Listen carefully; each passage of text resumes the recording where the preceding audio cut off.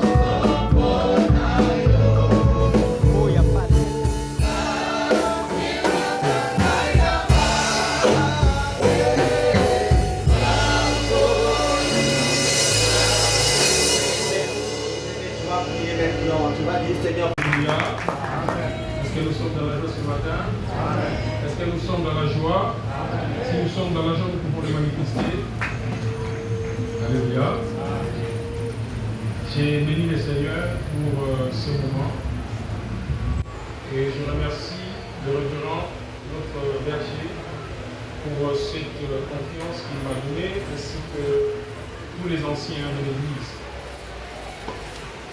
Nous sommes en train de parler durant ce mois de prière, des campagnes de prière, sur le livre de Néhémie, que nous sommes en train d'exploiter de long à large. Et le terme qui a été choisi pour cette semaine, c'est unis pour construire, unis pour bâtir. Nous avons commencé ce terme depuis le début de la semaine. Et nous avons été très fortement bénis par les différentes interventions concernant ces sous-thèmes, depuis mardi jusqu'à le samedi. Et nous allons revenir sur notre texte qui a été suffisamment évoqué au courant de la semaine, de Néhémie chapitre 2, versets 11 à 18. Et nous avons ajouté notre texte dans 1 Pierre chapitre 2, verset 5. Néhémie chapitre 2, versets 11 à 18. Néhémie chapitre 2, versets 11 à 18. Et après, nous allons lire 1 Pierre chapitre 2, verset 5. Nous lisons au nom de Jésus. J'arrivai à Jérusalem et j'y passai 3 jours. Après quoi je me levai pendant la nuit avec quelques hommes sans avoir dit à personne. C'est que mon Dieu m'avait mis au cœur de faire pour Jérusalem. Il y avait avec moi d'autres bêtes de somme et ma propre monture. Je sortis de nuit par la porte de la vallée. Je me dirigeais contre la source. Je me dirigeais contre la source du dragon et vers la porte du fumier, considérant le mirail en ruine de Jérusalem et réfléchissant à ces portes consumées par le feu. J'ai passé près de la porte de la source de l'étang du roi. Il n'y avait point de place par où put passer la bête qui était sous moi. Je montais de nuit par le torrent et je considérais encore la muraille. Puis je rentrai par la porte de la vallée et je fus ainsi de retour. Le magistrat ignorait où j'étais allé et ce que je faisais. Jusqu'à ce moment, je n'avais rien dit au duc, ni au sacrificateur, ni au grand, ni au magistrat, et ni à aucun de ceux qui s'occupaient des affaires. Je leur dis alors, vous voyez le malheur, vous voyez le malheureux état où nous sommes. Jérusalem est détruite et ses portes sont consumées par le feu. Venez, rebâtissons la muraille de Jérusalem et nous ne serons plus dans le pauvre. Et je leur raconté comment la bonne main de Dieu, de mon Dieu, avait été sur moi et quelles paroles le roi m'avait adressées. Ils dirent, lèvons-nous et bâtissons, et ils se fortifièrent dans cette bonne résolution. 1 Pierre chapitre 2, verset 5. Et vous-même, comme des pierres vivantes, édifiez-vous pour former une maison spirituelle, un saint sacerdoce, afin d'offrir des victimes spirituelles agréables à Dieu par Jésus-Christ. Est-ce que nous pouvons acclamer pour la parole du Seigneur? Alléluia. Unis pour construire, unis pour bâtir. Ces versets nous parlent de la, si je peux appeler la seconde démarche de Néhémie. Après avoir convaincu le roi par l'aide du Seigneur avec la prière, Néhémie fait son voyage vers Jérusalem, mais il est face à un grand défi, celui de convaincre les leaders et le peuple à travailler avec lui dans les grands projets qu'il avait. Alléluia. Amen, amen. Amen. Mais avant que nous puissions aborder cela, je crois qu'il est utile que nous puissions replacer le texte, notre texte dans le contexte. Nous devons savoir que les livres de Néhémie est la continuité du livre d'Esdras. Parce que dans les anciennes versions, les livres de Néhémie étaient associés au livre d'Esdras, comme 1 Samuel et 2 Samuel, comme 1 roi et 2 rois, comme 1 chronique et 2 chroniques, et même comme Luc et Actes des apôtres. Ce sont des livres, c'est la continuité du livre d'Esdras. Et les deux livres parlent successivement de la reconstruction à la fois du temple avec Esdras, il y avait Zorobabel, il y avait le grand prêtre Josué, mais aussi l'apport du prophète Amos. C'est lui qui a dit que comment est-ce que vous habitez des belles maisons alors que le temple du Seigneur est complètement détruit. Alléluia. Amen, amen. Alors, Jérusalem est une ville cultuelle. C'est-à-dire, Jérusalem, c'est une ville de prière, c'est une ville de culte. Parce que la foi en Dieu va se constituer sur 3 éléments de l'unicité du peuple juif. Dieu unique, l'Éternel, Yahvé.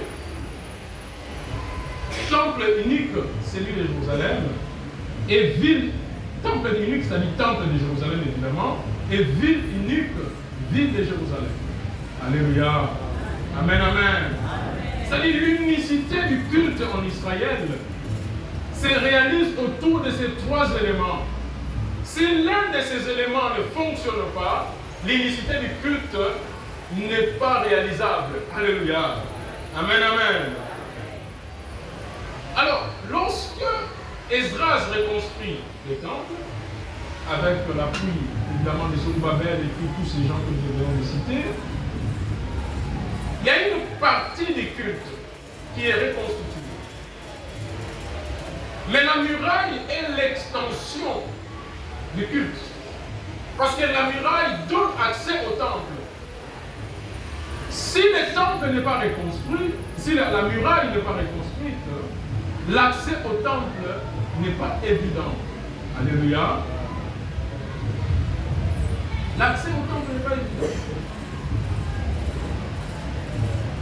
Nous pouvons nous considérer comme les temples du Seigneur. Parce qu'il avait dit que vous êtes les temples du Saint-Esprit. Mais il y a quelque chose qui nous unit. Parce que l'unité de l'Église est invisible. Mais elle est visible par notre communion. Par notre communion fraternelle. Et nous devons consolider cette unité en bâtissant un temple pour le Seigneur. Notre Église est le symbole visible de notre unité en Christ. Parce que lorsqu'on dit que nous sommes unis, c'est abstrait. Alléluia. L'unité est abstraite. Abstrait, l'unité, ça veut dire quoi? À un moment donné, il y a toujours des choses qui nous divisent. Mais ce qui nous réunit, c'est notre culte unique. C'est lorsque nous prions ensemble, lorsque nous nous fortifions ensemble. Et le temple que nous voulons construire pour Dieu, c'est l'extension de notre unité en Christ. C'est l'extension de nous-mêmes. C'est-à-dire, ce n'est pas quelque chose de, voilà, on est fait parce que, voilà, nous devons le faire, nous devons avoir une place. Non. La construction du temple fait partie de la restauration du culte, comme il en a été de la restauration de la muraille. Alléluia. Amen, amen. Je me suis posé la question, comment les révérends, parce que nous sommes en train de construire le temple, pourquoi il n'a pas pris la typologie d'Esdras pour dire que nous allons bâtir le temple? Mais il a pris la typologie chez Néhémie pour dire que nous allons construire la muraille. Parce que le temple, c'est nous-mêmes. La muraille, c'est ce qui consolide notre unité. Parce que Jérusalem est une ville où les gens viennent de partout. D'abord de tout Israël. Parce que Jérusalem n'est qu'une ville de Juda. Il y a le nord, il y a Juda, il y a beaucoup d'autres villes, il y a beaucoup d'autres villages. Mais lors des grandes fêtes, lors des grands rassemblements, tous les peuples venaient pour prier ensemble. C'est-à-dire Jérusalem est le symbole de l'unité. Et nous devons consolider cette unité-là en construisant pour Dieu un temple. Alléluia. Parce que la construction, les temples, c'est l'extension. La muraille, c'est l'extension du temple. Tant que la muraille n'était pas reconstruite, les temples n'étaient pas accessibles, donc les gens ne pouvaient pas venir de loin pour venir adorer leur Seigneur, pour venir adorer leur Dieu, pour venir manifester leur unité visible en tant que peuple de Dieu.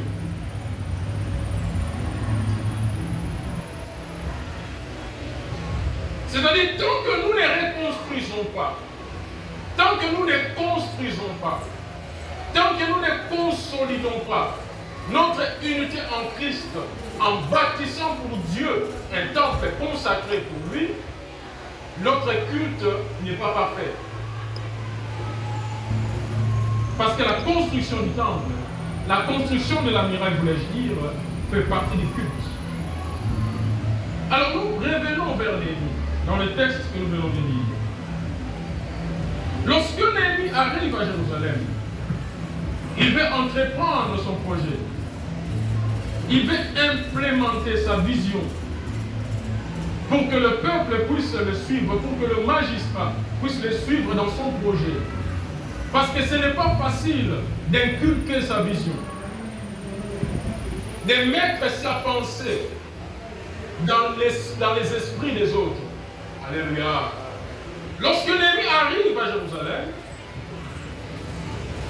il va mener 4 démarches pour pouvoir faire ce travail-là, de mobiliser tout Israël, tout Juda, tous les Juifs, de le suivre dans son projet. Le premier élément que nous voyons dans ce texte, au verset 11 de Néhémie chapitre 2, Néhémie chapitre 2, voilà. J'arrivais à Jérusalem et j'y passais 3 jours, point. J'arrive à Jérusalem et j'y passais 3 jours, point. Qu'est-ce que Néhémie fait pendant les 3 jours quand il arrive à Jérusalem?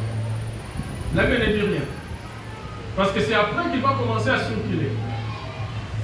La Bible ne dit rien sur ce que Néhémie fait pendant les 3 jours, a priori. Et j'appelle ça les 3 jours de silence.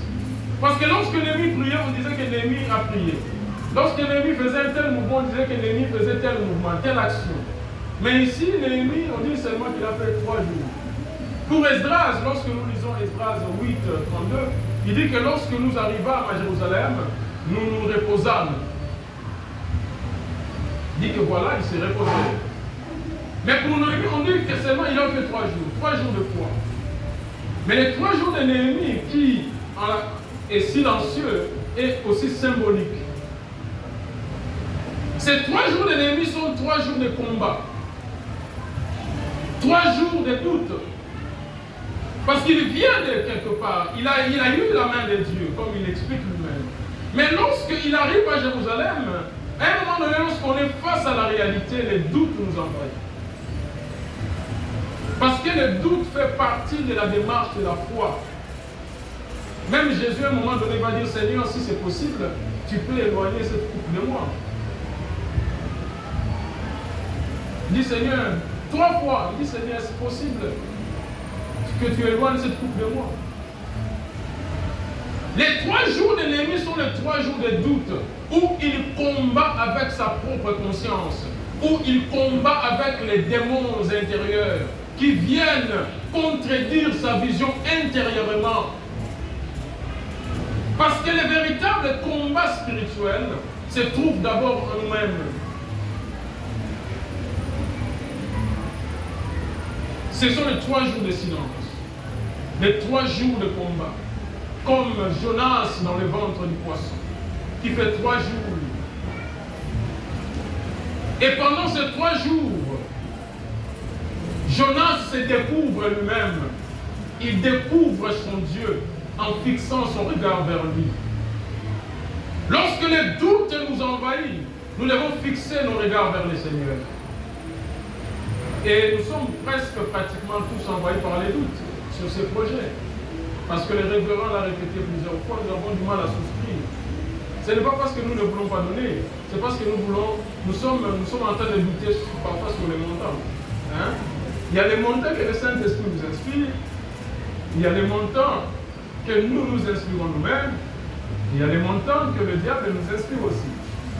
Et nous sommes dans ce combat-là, nous disons voilà, ces montants, ça vient nous d'abord, parce que mes moyens ne me permettent pas de couper chaque mois, chaque trimestre ce montant pour mettre. C'est pas possible. Est-ce que je ne deviens pas fou? Alléluia. Néhémie doute. Nous sommes aussi dans le doute. Nous nous disons vraiment, est-ce que c'est possible? Bien, enlevons le doute et fixons les regards vers le Seigneur. Fixons les regards vers le Seigneur. Comme Dieu dit à Abraham, sors de ta tente. Lorsque Abraham doute, dans Genèse chapitre 15, Abraham est en train de douter. Le Seigneur vient lui dire, je suis ton bouclier et ta récompense sera grande. Abraham dit, Seigneur, mais ce n'est pas possible. D'ailleurs, il y a un enfant qui est né dans ma maison, Eliezer de Damas. Selon moi, c'est lui qui doit être mon héritier. Alors qu'Abraham était dans sa tente en train de douter, le Seigneur dit, sors de ta tente et regarde les cieux. Si tu es capable de compter les étoiles. Bien-aimés, risquons, prenons les risques. Même si nos moyens, nous voyons que nos moyens sont limités pour pouvoir souscrire, prenons les risques de le faire. Parce que c'est lui qui nous a appelés. Il nous dit si nous sommes capables de compter les étoiles. Si nous sommes capables de compter les étoiles, prenons le risque. Et la deuxième démarche de Néhémie, c'est que Néhémie va parcourir la ville pour faire l'état des lieux. Il parcourt la ville, il fait son expertise. Et lorsque Néhémie fait l'expertise de la ville de Jérusalem, je crois que l'ancien Arthur nous a bien expliqué cela. Lorsqu'il fait son expertise, il a trouvé le peuple d'Israël en train de se lamenter. Il dit, donc voilà, les choses ne vont pas bien, l'économie est par terre, la ville ne prospère pas, ainsi de suite. Mais Néhémie les fait remarquer, comme si eux-mêmes ne le comprenaient pas, que la ville ne peut pas prospérer parce que les murailles sont justement détruites. Puisque Jérusalem étant une ville culturelle, une ville de pèlerinage, il vit par le pèlerinage justement.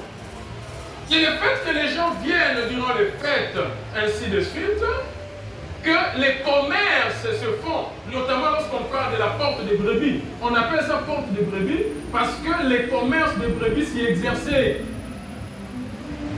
C'était la porte des prêtres qui permettait aux gens d'accéder plus rapidement au temple. Et les commerces des brebis s'y exerçaient. C'est donc qu'on appelait ça porte des brebis.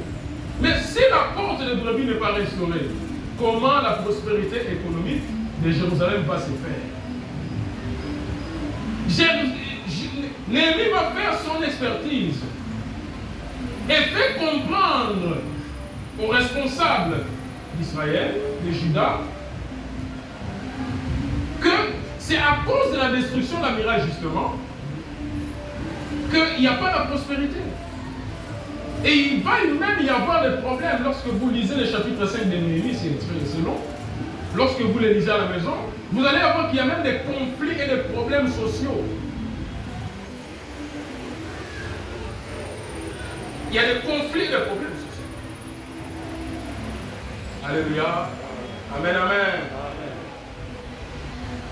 Bien, mais cela va nous interpeller interpeller chacun de voir sa part de responsabilité. Nous devons faire l'expertise au-delà des souscriptions que nous faisons. Au-delà des engagements que nous prenons, nous devons faire l'expertise de la construction de la muraille pour voir de la construction de notre église, pour voir qu'est-ce que je peux apporter de plus dans mes relations, dans mes contacts, dans mes biens. Qu'est-ce que je peux apporter de plus? Qu'est-ce que je souscris? Qu'est-ce qui m'a été peut-être demandé? Néhémie fait son propre expertise. L'autre élément que nous voyons, c'est que quand nous construisons pour Dieu ensemble, nous nous construisons nous-mêmes.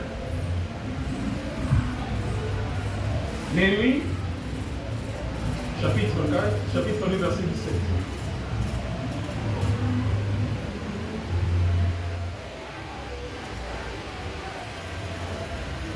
Verset 17.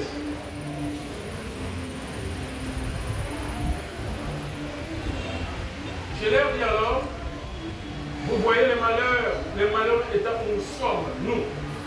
Jérusalem est détruite et ses corps sont consumés par le feu. Venez, rebâtissons la muraille de Jérusalem et nous ne serons plus dans nos pauvres. Dans ce verset, Néhémie ne fait pas mention de la restauration du culte.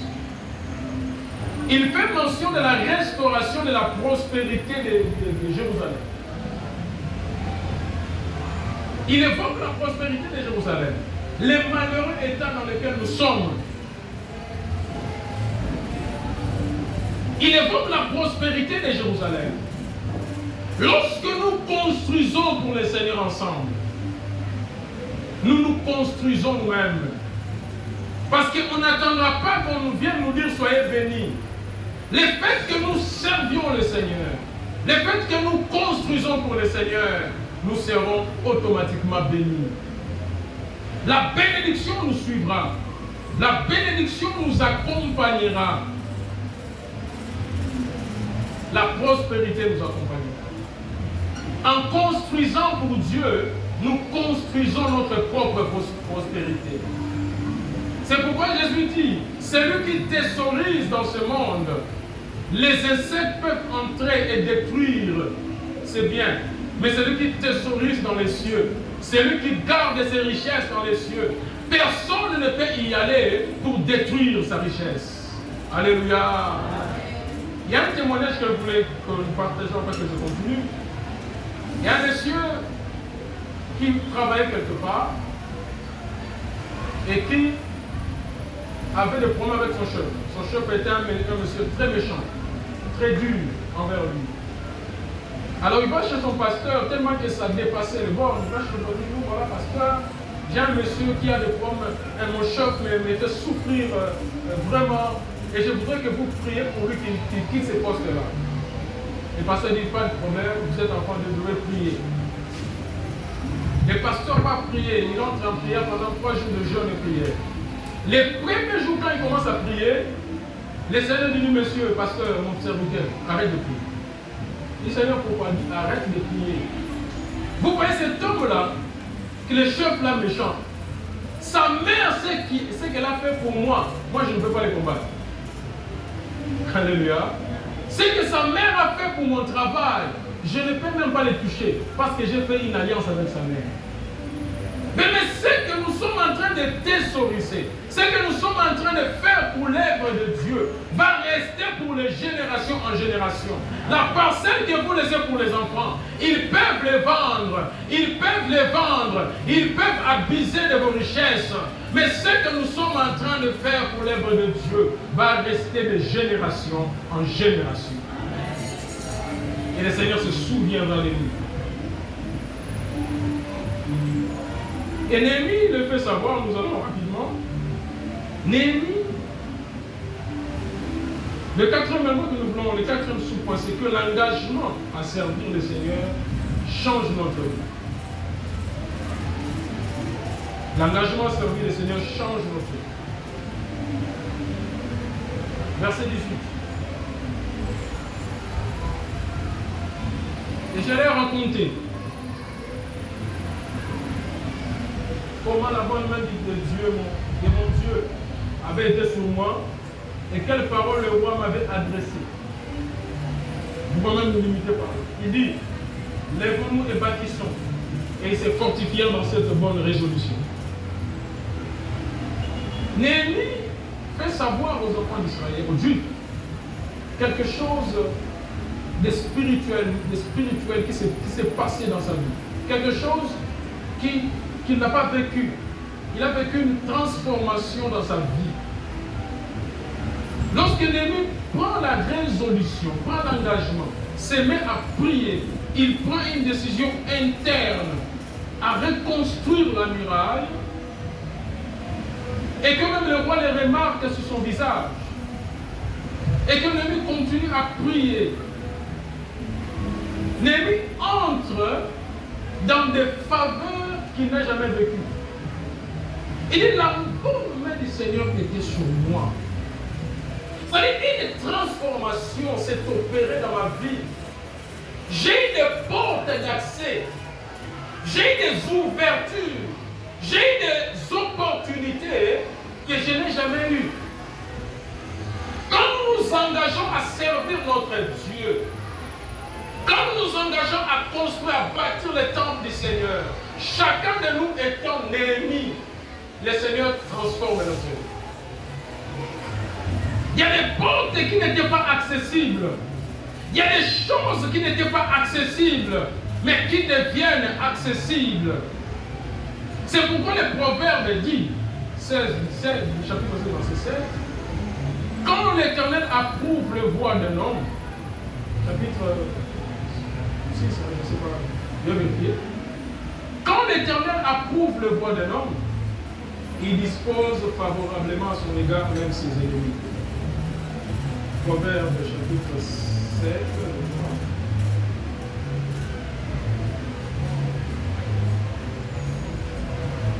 Chapitre 16, verset 7. Voilà, chapitre 16, verset 7. Quand l'Éternel, le Seigneur, prend plaisir à la conduite de quelqu'un, il lui confie même ses ennemis. C'est-à-dire que lorsque nous nous engageons corps et âme, c'est-à-dire que nous allons bâtir ensemble pour le Seigneur, le Seigneur va nous donner des portes d'accès. Néhémie a toujours vécu avec le roi. On ne connaît pas l'attitude du roi envers Néhémie. La Bible ne dit pas comment le roi se comportait souvent avec Néhémie. Est-ce qu'il était bon avec lui? Est-ce qu'il était gentil? Mais nous voyons ici que Néhémie remarque qu'en prenant la résolution de rebâtir la muraille de Jérusalem, le roi lui donne des portes d'accès. Il écrit même des lettres pour lui permettre de faire le travail que le Seigneur a mis dans son cœur. Quand nous prenons la résolution, l'engagement de faire l'œuvre de Dieu, le Seigneur nous ouvre des portes inconnues et des portes connues. Alléluia. Des portes que nous connaissons et des portes que nous ne connaissons pas. Il ouvre ces portes-là pour nous permettre de réaliser son œuvre. Et enfin, nous allons revenir sur le texte de 1 Pierre. Chapitre 2, verset 5. 1 Pierre, chapitre 2, verset 5. Et vous-même, comme des pierres vivantes, édifiez-vous pour former une maison spirituelle, un saint sacerdoce, en train d'offrir des victimes spirituelles, agréables à Dieu par Jésus-Christ. Ça, c'est un texte qui nous amène encore un peu plus haut.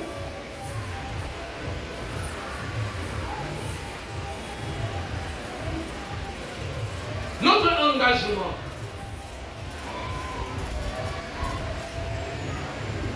à bâtir ensemble l'église du Seigneur, l'autel du Seigneur, c'est que nous, comme je l'ai dit à l'introduction, nous rendons un culte à Dieu. C'est le moyen éminent de rendre aussi un culte à notre Seigneur. Mais l'apôtre nous interpelle que notre culte ne doit pas être fantaisiste. Notre contribution ne doit pas être forcée, non. La pierre qui bâtit la maison, ça doit être nous-mêmes. Alléluia. La pierre avec laquelle les sacs de ciment que je donne, ce n'est pas extérieur à moi. C'est moi-même que je me donne moi-même au Seigneur. Alléluia. Amen, amen. Lorsque nous faisons notre souscription, lorsque nous donnons à Dieu pour bâtir son temple, l'apôtre dit que nous-mêmes, nous devons être ces pierres vivantes qui édifient le temple du Seigneur. Nous devons laisser des traces vivantes dans notre participation à la construction de notre Église. Comme Anne s'est donné lui-même. Quand le prêtre est venu devant lui disant « Non, mais madame, vous êtes ivre », alors qu'Anne était en train de faire son offrande, il faisait l'offrande de quelque chose qu'elle n'avait même pas. Il dit au prêtre « Non, je ne suis pas ivre, mais c'est mon cœur que je répands envers le Seigneur. » Quand je fais ma souscription, ce n'est pas parce que nous avons l'habitude de venir au temple, parce que le pasteur a dit non, c'est mon propre cœur. c'est ma propre vie. Je me déchire moi-même et je me donne au Seigneur. J'ai dit, Seigneur, je vais te bâtir un temple. Alléluia. Est-ce que quelqu'un d'entre nous s'est dit, je vais bâtir un temple pour le Seigneur? Le je devient le nous. Chacun de nous doit venir l'ennemi. Néhémie n'a pas bâti le temple avec ses propres moyens, mais il s'est dit lui-même d'abord, de par la vocation qu'il a reçue, que moi je vais rebâtir la muraille. Même s'il y aura les concours des autres, mais moi je vais rebâtir la muraille. Nous devons nous engager, quand on dit lèvons-nous et bâtissons, le nous ne doit pas dissoudre, ne doit pas nous dissoudre, comme papa l'a dit le mercredi. Ne doit pas nous dissoudre comme le sel dans l'eau. Nous voyons seulement, non, voilà, le nous, les autres vont faire, bon, moi aussi, on peut quand même. Non, le nous, c'est le jeu collectif. Chacun de nous doit se dire comme Néhémie, moi, je vais bâtir ce temple. Alléluia. Amen, amen. C'est à ce moment-là que nous devenons des pierres vivantes. Et la pierre vivante, cette pierre vivante, en tant que pierre vivante, nous devons accepter de nous mettre ensemble. Nous devons accepter de nous mettre ensemble, de nous unir ensemble. Parce que les pierres se mettent côte à côte indéfiniment. Si nous enlevons ce trucsage, nous allons voir des briques qui se sont mis côte à côte durant des années et des années. Nous devons accepter de nous mettre ensemble, de nous unir nos efforts par la puissance du Saint-Esprit, par la grâce du Saint-Esprit. Nous devons accepter de nous mettre côte à côte, de soutenir le faible, de nous pardonner mutuellement, de nous supporter mutuellement, afin que nous puissions édifier le temple du Seigneur ensemble. Tous et tout le monde en tant que pierre vivante. Non pas une pierre morte, une pierre fantaisiste, non, une pierre vivante, une pierre qui respire. Et en tant que pierre vivante, pour conclure, en tant que pierre vivante, nous devons accepter d'être taillés par le Seigneur. Dans l'ancien temps, on ne construisait pas avec des briques, on construisait avec des pierres. Et chaque pierre devait être taillée pour correspondre à la place où elle devait être mise. Nous devons être taillés, accepter d'être taillés par le Seigneur. Il y a un métier qui a disparu. On appelle les tailleurs de pierre. Hein, on a vu ça lorsqu'on a rénové Notre-Dame de Paris. Ça a été construit avec des pierres. Il y a des anciens métiers qui ont disparu. Des gens qui ont fait des anciens métiers qui sont réapparus pour faire ces travaux-là. Des tailleurs de pierre, des gens qui taillent des pierres. Et le Seigneur est notre tailleur de pierre. Comme des pierres vivantes, il prend le temps de nous tailler. Il nous taille par ses instructions. Il nous taille par ses commandements. Il nous taille par ses ordres, par les paroles qui sortent de la bouche de notre Père, de son serviteur, lorsqu'il nous parle, lorsqu'il nous interpelle, lorsqu'il crie sur nous, lorsqu'il nous dit nous voilà, nous devons le faire. Parfois ça peut nous faire mal, mais le Seigneur est en train de nous tailler. Alléluia. Le Seigneur veut nous tailler. Nous devons accepter d'être taillés par le Seigneur, comme des pierres vivantes, pour édifier une maison spirituelle, un saint sacerdoce, afin d'offrir des victimes spirituelles agréables à Dieu par Jésus-Christ notre Seigneur. Nous devons accepter l'instruction. Nous devons accepter l'ordre de Dieu, l'instruction divine, afin que nous soyons taillés pour correspondre à ce que Dieu veut faire pour nous. Au-delà même du temple que nous construisons, parce que le temple sera construit. Parce que chacun de nous, le je, va construire le temple. Le je commune qui devient le nous, va construire le temple. Mais nous devons servir notre Seigneur là où le Seigneur veut que nous le servions. Je vais dire une anecdote en finissant. Il y a un monsieur qui le Seigneur a fait grâce, il était dans une ville. il était au village, il est venu à Kinshasa. Son oncle était pasteur. Alors, il habitait à l'église, mais il n'avait pas de moyens pour faire l'université. Mais il faisait tous les travaux de l'église, parce que c'était une grande église, une mission. Il y avait l'église, il y avait la maison du pasteur. Les enfants du pasteur étaient là. Mais lui, quand il est revenu du village, il faisait tous les travaux de l'église, notamment en lavant les latrines de l'église. Chaque jour du culte, il avait les latrines de l'église. Alors, Dieu le met dans le Seigneur. Le Seigneur a fait grâce, il a étudié, il a été promu. Mais ce monsieur-là a gardé une humilité dans le service. Un jour, je l'ai vu en train, il était DG d'une portefeuille de l'État. Je l'ai vu en train de nettoyer l'église, de nettoyer les poils d'araignée de l'église. Il faisait le même travail qu'il faisait en étant DG que lorsqu'il était en bas. Lorsqu'il n'était qu'un jeune étudiant, il faisait le même travail. Alléluia. Si le Seigneur nous taille, nous n'aurons plus peur de faire n'importe quel service pour le Seigneur. Que le Seigneur bénisse sa parole.